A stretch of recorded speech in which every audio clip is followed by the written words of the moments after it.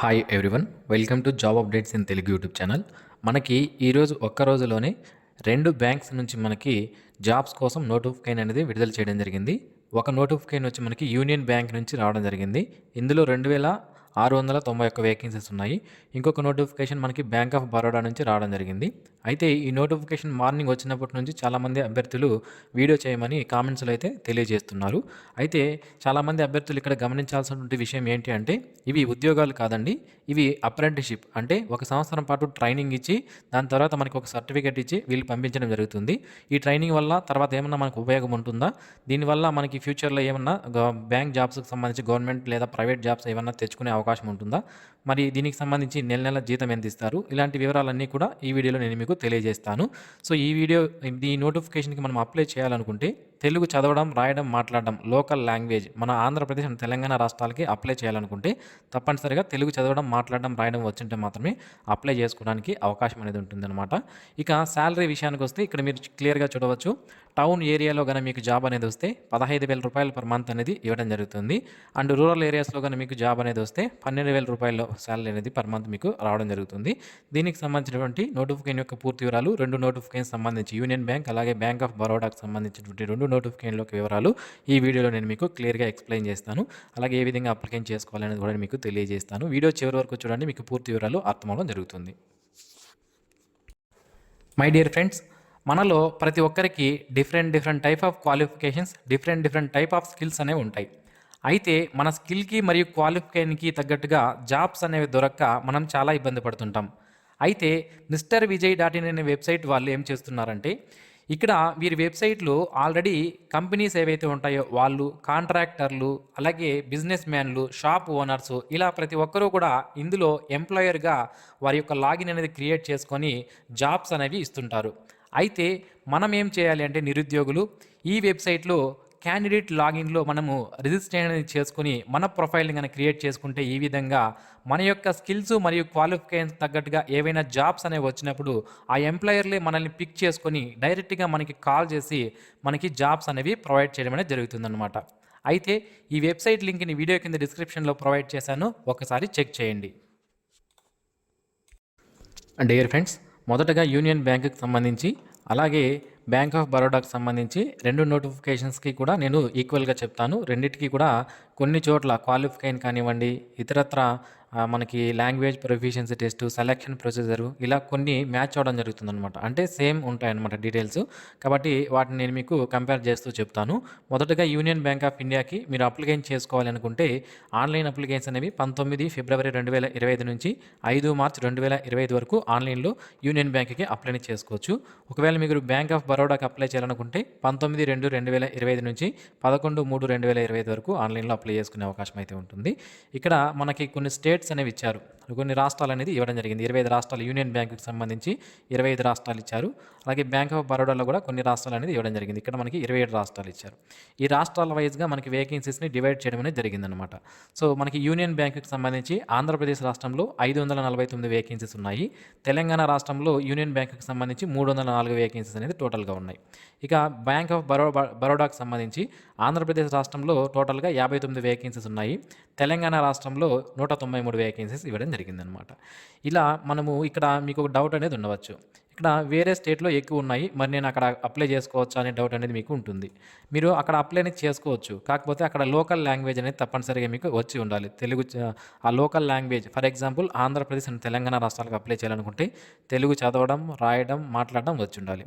వేరే రాష్ట్రాలకు అప్లై చేస్తే అక్కడ ఉన్నటువంటి లోకల్ లాంగ్వేజ్ ఏదైతే ఉంటుందో అది కూడా వచ్చి ఉండాలన్నమాట. ఓకే, సో ఈ విధంగా మనం అప్లై చేసుకోవాల్సి ఉంటుంది. ఇక ఏజ్ విషయానికి వస్తే ఈ 2 రకాల బ్యాంకులకి కూడా 20 నుంచి 28 సంవత్సరాల మధ్యలో ఉన్న క్యాండిడేట్స్ అప్లికేషన్ చేసుకోవాల్సి ఉంటుందన్నమాట. ఏజ్ రిలాక్సేషన్ అనేది ఎస్సీ ఎస్టీ వాళ్ళకి 5 సంవత్సరాలు ఉంటుంది. అంటే ఎస్సీ ఎస్టీకి సంబంధించినటువంటి అభ్యర్థులు 33 సంవత్సరాల వరకు ఉన్నటువంటి వాళ్ళు కూడా అప్లై చేసుకోవచ్చు. ఓబీసీ వాళ్ళకి 3 సంవత్సరాల ఏజ్ రిలాక్సేషన్ అనేది ఉంటుంది. అంటే ఓబీసీ వాళ్ళు 31 సంవత్సరాల వరకు ఉన్న వాళ్ళు అప్లై చేసుకోవచ్చు. పర్సన్ విత్ డిజేబిలిటీ క్యాండిడేట్స్కి 10 ఇయర్స్ ఏజ్ రిలాక్సేషన్ ఉంటుంది. 38 సంవత్సరాల వరకు ఉన్నటువంటి పర్సన్ విత్ డిజేబిలిటీ క్యాండిడేట్స్ అప్లికేట్ చేసుకునే అవకాశం అయితే ఉంటుంది. ఇక ఎడ్యుకేషనల్ క్వాలిఫికేషన్ విషయానికి వస్తే గ్రాడ్యుయేషన్ అనేది కంప్లీట్ చేసుంటే సరిపోతుంది, అప్లై అనేది చేసుకోవచ్చు. తప్పనిసరిగా గ్రాడ్యుయేషన్ అనేది కంప్లీట్ అయి ఉండాలి. పాసింగ్ సర్టిఫికేట్ అనేది 1/4/2021 నాటికి చూపించాల్సి ఉంటుంది. అంటే పాస్ అయినట్టు సర్టిఫికేట్ అనేది చూపించాల్సి ఉంటుంది. మాకు ఇక్కడ క్లియర్‌గా మెన్షన్ చేశారు. సో 5/3/2025 నాటికి మనం ఈ క్వాలిఫై అనేది చూసుకోవాల్సి ఉంటుందన్నమాట. ఇక జాబ్ ప్రొఫైల్ ఏంటి? మనం బ్యాంకులో ఏదైతే అప్రెంటిస్‌షిప్ అనేది మనం చేయాల్సి ఉంటుంది. అయితే డ్యూరేషన్ అంటే ఎన్ని రోజుల పాటు మనం ఈ ట్రైనింగ్ అనేది చేయాలి అనేది మనకి ఇక్కడ క్లియర్‌గా ఇచ్చారు. 1 ఇయర్ పాటు ట్రైనింగ్ అనేది చేయాల్సి ఉంటుంది. సేమ్ బ్యాంక్ ఆఫ్ బరోడాకి కూడా సేమ్ 1 ఇయర్ పాటు మనకి ట్రైనింగ్ అనేది ఉంటుందన్నమాట. ఓకే.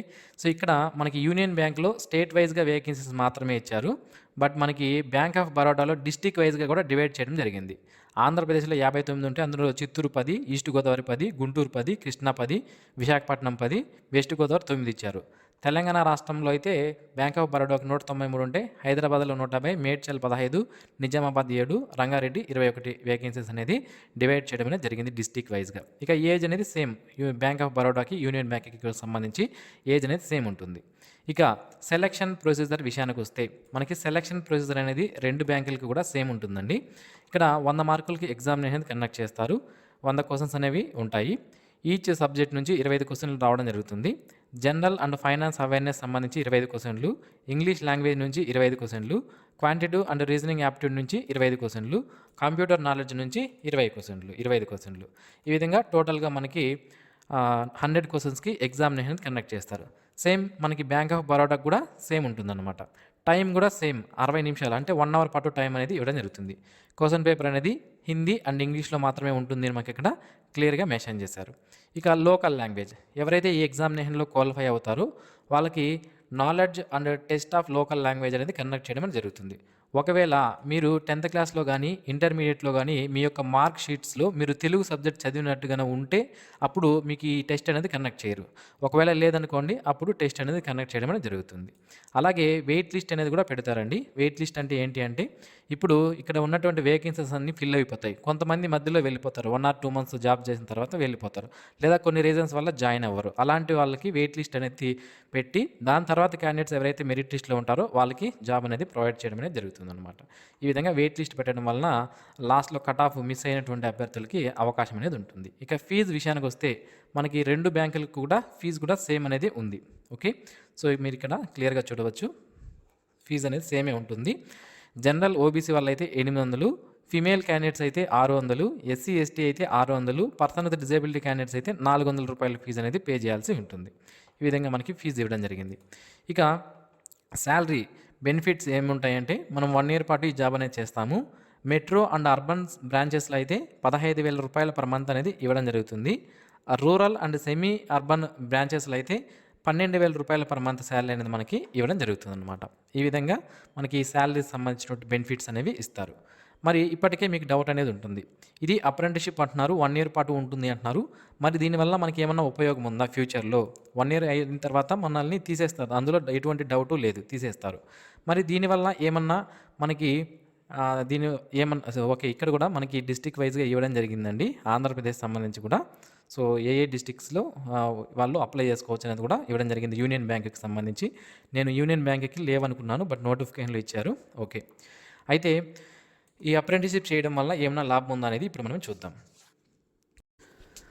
సో ఈ అప్రెంటిస్షిప్ చేయడం వల్ల ఏమైనా బెనిఫిట్స్ ఉంటాయా అంటే, ఇప్పుడు మనము ఇవి చేస్తున్నది వచ్చి గవర్నమెంట్ రిలేటెడ్ బ్యాంక్స్, ఇవన్నీ కూడా union bank, bank of Baroda అనేవి గవర్నమెంట్ కింద పనిచేసేటువంటి బ్యాంక్స్.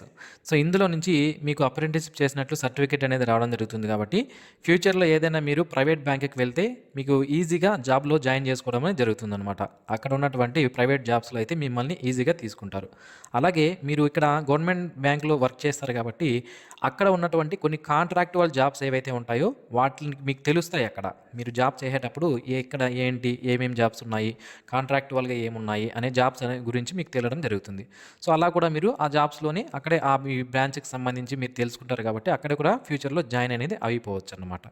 సో ఈ విధంగా మనకి ఈ అప్రెంటిస్షిప్ వల్ల యూజెస్ అనేవి ఉంటాయి. అలాగే ప్రతి నెల మనకి స్టైపెండ్ కూడా ఇవ్వడం జరుగుతుంది. రూరల్ ఏరియాస్లో అయితే 12,000, అర్బన్ ఏరియాస్లో అయితే మనకి 15,000 రూపాయల స్టైపెండ్ అనేది ఇవ్వడం జరుగుతుంది. సో ఇది జస్ట్ ట్రైనింగ్ మాత్రమే, జాబ్ కాదు. నేను ఫ్యూచర్లో దీనికి ఉన్నటువంటి బెనిఫిట్స్ కూడా చెప్పాను. దీన్ని బట్టి మీరు అప్లై చేయాలా వద్దనేది మీరు డిసైడ్ అవ్వండి.